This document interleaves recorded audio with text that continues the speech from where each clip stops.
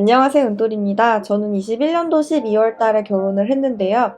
저 때도 마찬가지지만 요즘도 결혼식을 할 때 드는 비용을 최대한 아끼고 집값에 보태는 게 굉장히 보편화되고 있잖아요. 최대한 아끼면서 그래도 후회 남지 않는 그런 가성비. 내가 느꼈을 때 한 100만 원을 지불했는데 500만 원, 600만 원 어치의 어떤 서비스를 제공받은 게 가성비잖아요. 그래서 저도 그런 가성비 결혼식이 하고 싶어서 발품도 팔고 그때 당시에는 블로그를 열심히 했었던 시기여서 블로그에 기록도 굉장히 많이 남기면서 결혼 준비를 했습니다. 블로그가 결혼 준비하는데도 좀 도움이 돼요. 그래서 비용을 아낀 부분이 크고요. 전략을 조금 했던 포인트와 제가 이용했던 업체들 영상을 준비했습니다. 제가 결혼식 비용에 들어 총 비용은 501만 원이에요. 일단은 저는 플래너 업체를 비동행 플래너 다이렉트 웨딩을 사용했고요. 여기는 블로거들에게 혜택이 좀 많습니다. 결혼식을 할 때 맨 마지막에 보통 업체에 지불을 하게 되는데요. 일단은 드레스 비용이 본식 드레스랑 메이크업 둘이 합해서 부케 20만원에서 126만원을 제가 업체에 지불하도록 되어 있었는데 포인트를 60만원을 모아서 그 반절 정도의 가격인 65만원만 제가 지불을 했습니다. 이게 다 포인트가 블로그를 통해서 조금씩 모은 거거든요. 너무 자세하게는 얘기를 하지 않겠지만 어쨌든 블로거들에게 유용한 그런 업체라는 것만 조금 짧게 소개를 하겠습니다. 일단은 업체에 계약을 해서 대충 이맘때 결혼할 겁니다 라고 이제 정하고 웨딩 업체나 플래너랑 계약을 하게 되는데요. 만약에 1년 뒤, 2년 뒤에 대략적으로 홍사진이 나왔다면 얼른 가서 계약을 해야 돼요. 왜냐면 그 해가 넘어가면 비용이 다시 비싸지거든요. 똑같은 업체에 똑같은 서비스인데도 불구하고 비용이 2, 30만 원씩 바로 물가 반영돼서 오릅니다. 그래서 만약에 같은 드레스 업체가 100만 원이었는데 그 다음 해에는 120만 원씩 이렇게 부르는 게 값일 정도로 많이 뛰어요. 그래서 만약에 다음 해에 결혼할 거라면 그 해가 넘어가기 전에 겨울에 얼른 가셔서 업체에 계약을 미리 해두시는 게 조금 더 싸게 결혼할 수 있는 방법입니다. 이렇게 한 다음에 웨딩홀을 이제 잡게 되는데요. 비수기, 성수기가 가격이 많이 달랐어요. 저는 8월 달인 굉장히 비수기의 결혼식을 잡았고 그 8월 중에서도 12시 11시 이런 인기 있는 타임은 또 비쌉니다. 그래서 2시 이런 비수기에 비선호하는 타임에 골랐고요. 이제 저는 왕십리역 안에 있는 좀 교통 좋은 웨딩홀을 선택을 했는데 디노체 컨벤션이라는 어두운 식장을 선택을 했고요. 그 근처에 있는 웨딩홀 3군데를 다 돌아다녀 보고 그래도 가장 교통이 좋은 곳으로 선택을 했습니다. 거기는 밥도 이제 갈비탕 나와서 앉아서 먹고 이래서 코로나 결혼식에는 좀 괜찮았던 편이었어요. 그리고 서비스도 좋았습니다. 이제 대관료가 100만 원이었는데 그 안에 4중주 합창에 피아노, 사회, 케이크 커팅, 혼주 메이크업까지 서비스로 들어있었습니다. 그러니까 100만 원인데 거의 무료로 빌린 거나 마찬가지인 거예요. 보통은 대관료가 무료인 웨딩홀은 이런 서비스가 거의 하나도 없는 경우가 많거든요.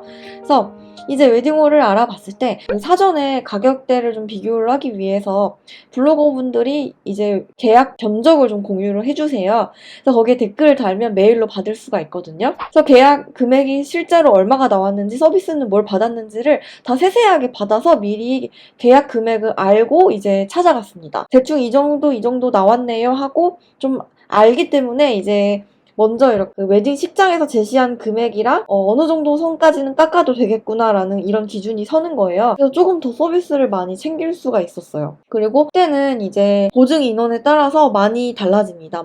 400명 이렇게 이상, 300명 이상 오는 경우에는 그때가 훨씬 더 많이 저렴해지거든요. 혹시나 보증 인원이 많으신데도 불구하고 그때를 그대로 하지는 않으시겠죠? 이제 저는 다이렉트 웨딩에 계약을 할 때 드레스랑 메이크업만 계약을 했습니다. 스튜디오 사진은 사실 블로그로 체험단으로 이제 스튜디오 사진 같은 경우는 굉장히 많이 뽑아요. 초상권이 조금 이렇게 넘어가는 게 괜찮다고 동의만 하시면 스튜디오 사진은 블로거라면 무료로 거의 찍으실 수가 있습니다. 이게 한 번에 되진 않아도 3번, 4번 이렇게 될 때까지 신청을 하면 언젠가는 되게 되어 있어요. 스튜디오 가격이 최소 60에서 100만 원 정도는 되거든요. 저도 처음에는 스튜디오에서 찍었는데 욕심이 좀 생겨서 저는 셀프 웨딩 촬영을 또 제가 알아서 했어요.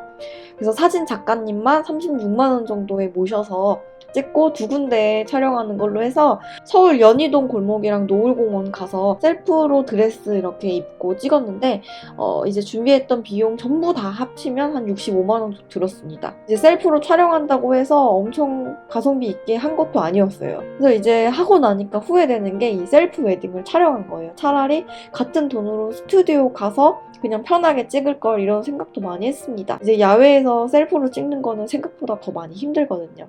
그리고 이제 세 번째로 드레스를 이제 선택을 했는데요.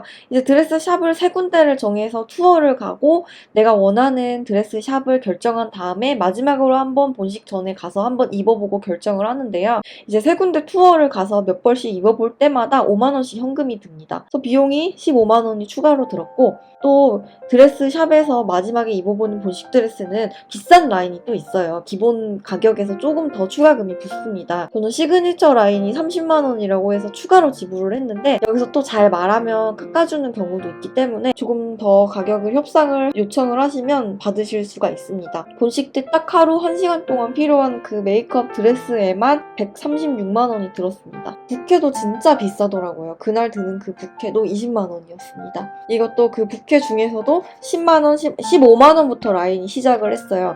15만 원, 20만 원, 뭐 좀 더 비싼 건 25만 원 이런 식으로 가격이 되게 천차만별인데 그냥 깔끔한 부케, 카라 부케를 선택을 해서 20만 원 주었습니다.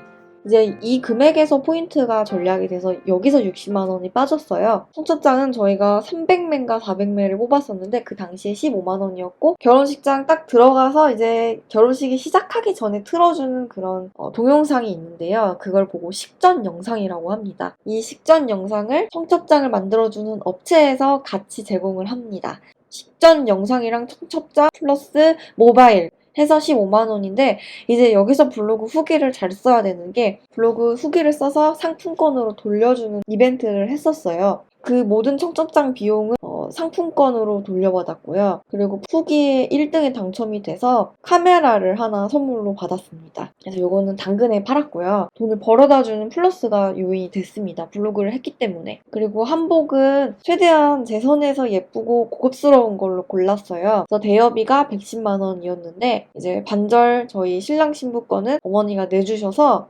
55만 원만 들었습니다. 예쁘고 고급스럽고 이 장신구에서 세련된 그런 깔끔한 그런 업체입니다. 그리고 제가 이제 결혼식에서 가장 집중을 했던 건 이 동영상 투캠 촬영이었는데요. 남는 거는 사진이랑 동영상이잖아요. 제가 이렇게 돈을 들여서 결혼식을 하는데 이게 남지 않으면 나는 소용이 없다 이런 마인드여서 동영상은 4K로 화질 좋은 걸로 캠 저도 찍고 이제 식장에 오셨던 부모님들 얼굴이나 뭐 하객분들 얼굴도 찍을 수 있게 2분이 오셔서 찍을 수 있는 그런 캠을 선택을 했고요. 100만 원 정도가 들었습니다. 그리고 사진 업체도 사진 보정을 100장 해주는 업체를 찾았습니다. 블로그 후기를 써서 누가 계약을 하면 짝꿍 할인 이렇게 해서 한 55만 원 정도의 딜을 했고요. 55만 원이었는데도 제가 이제 메이크업을 하는 그 현장 메이크업실부터 시작을 해서 결혼식하고 그리고 맨 마지막에 인사 다니는 그런 2부까지 다 포함된 금액이었어요.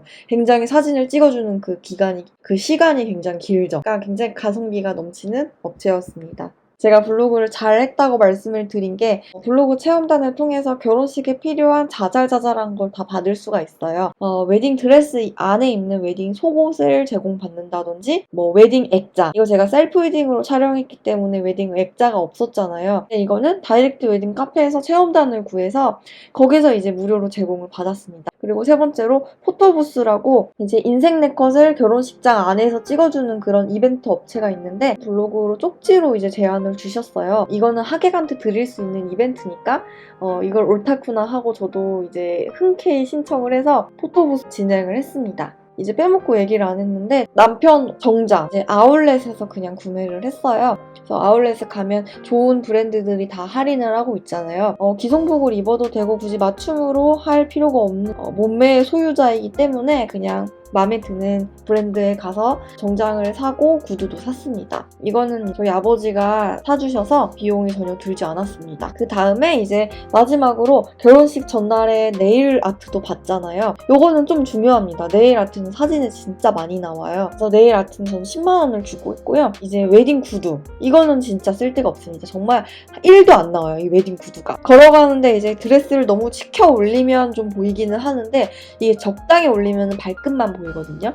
웨딩 샵에서 빌려주는 구두도 충분히 깔끔하고 제 역할을 하기 때문에 요거 웨딩 구두는 선물 받거나 하시는 게 아니라면 굳이 구매를 하지 않으셔도 되는 품목 중에 1등이 아닐까 싶습니다. 그렇게 해서 정말 저는 할 거 다 했다고 생각을 하는데도 비용이 501만 원이 들었습니다. 일단 포인트로 할인을 받았던 부분이 가장 크다고 생각하고요. 이제 포인트가 너무 많이 모아서 이 금액을 초과하게 되면 현금으로 돌려받아요. 근데 제가 현금을 돌려받아야 될 게 한 9만 원 정도 지금 남아 있습니다. 이 다이렉트 웨딩의 포인트는 결혼 후 2년까지도 모을 수 있는 거기 때문에 계속 현금화를 시킬 수가 있어요. 계속해서 결혼 준비 블로그를 꾸려나가고 운영만 하게 된다면 정보 공유를 하면서 나는 결혼식이 끝났지만 다른 사람들 결혼을 위해서 정보 공유를 한다면 계속해서 돈이 쌓이는 그런 창구를 만들 수 있지 않을까 싶습니다. 이것도 결혼 하나 하면서 만들 수 있는 또 하나의 부업이에요. 다이렉트 웨딩 사이트 가보면 진짜 잘하는 사람들, 이런 사람들 1등부터 뭐 10위까지 이렇게 순위가 있거든요. 1등은 한 달에 이걸로 막 200만 원, 300만 원씩 가져갑니다. 어떤 분야에서든 상위 1% 탑이 되면 돈 금방 벌어가시는 것 같아요. 보여드리면서 제가 결혼했던 내역을 한번 살펴보았는데 어떠셨을까요? 이제 업체를 말씀드리지 않고 지나간 부분은 동영상 하단에 다 표기를 해두었고요. 그리고 제 블로그의 결혼 준비 페이지에 가면 아주 자세하게 꿀팁과 함께 기록을 해둔 게 있습니다. 그때 당시의 상황과 감정이 모두 생생하게 기록되어 있기 때문에 지금 한참 지나서 말씀드리는 것보다 현재 결혼을 준비하시는 분께 더 도움이 되는 자료가 많습니다. 한번 이렇게 쫙 한번 읽어보시는 것도 추천을 드리고요. 결혼식을 다 하고 나서 진짜 잘했다고 생각하는 건 제 마음에 드는 드레스를 입은 일. 이거는 후회가 없습니다. 저는 진짜 제가 마음에 드는 드레스를 입었어요. 진짜 저는 머리부터 발끝까지 화려한 걸 너무 입고 싶어서 보석이 많이 박힌 드레스를 골랐어요. 이거를 그리고 몇 번씩 입어봤고 이런 과정들이 너무 행복했고 재밌었기 때문에 후회가 남지 않습니다. 이 결혼식 드레스도 가격이 천차만별이기 때문에 아낀다고 하면 진짜 많이 절약을 하실 수가 있지만 그래도 내 결혼식인데 마음에 드는 걸 하는 것도 나쁘지는 않다고 생각해요. 내가 감당할 수 있는 선에서요. 두 번째로 잘하는 건 DVD 동영상의 돈을 4K로 남겨두길 잘했다고 생각합니다. 두고두고 앞으로 10년, 20년 후에도 내가 가장 아름다웠던 그 결혼식의 순간을 돌려보고 부모님의 얼굴을 다 볼 수 있으니까 너무 좋은 일 같고요. 그리고 이제 했는데 후회하는 건 식장 시간. 결혼식장 시간을 아끼겠다고 비수기에 시간을 좋지 않은 시간으로 잡았어요. 원래는 8월에 오후 2시로 잡았는데 코로나로 미루다 보니까 12월에 저녁 6시로 미루게 되었어요. 근데 그날 이제 결혼식 날 당일에 눈이 정말 폭설이 많이 내리게 된 거예요. 그래서 뭐 봄, 가을에 이제 좋은 날에 했더라면 비만 오고 말았을 텐데 폭설이 와서 방에서 올라오시는 분들이 오다가 돌아가고 아니면 갇혀서 늦게 오고 이러시는 상황들이 발생하다 보니까 너무 죄송스럽고 좋은 날에 하는 건 다 이유가 있구나 이런 생각이 들었어요. 결혼이 이미 끝났고 한 번뿐이니까 돌이킬 수는 없지만 이렇게 단 1시간의 행사를 위해서 온 신경을 다 쏟아본 것도 태어나서 처음이었던 일이었고 나름 재밌었던 경험이었습니다. 저의 영상이 도움이 되었으면 좋겠고요. 조금 더 유용한 영상으로 돌아오도록 하겠습니다. 시청해주셔서 감사합니다.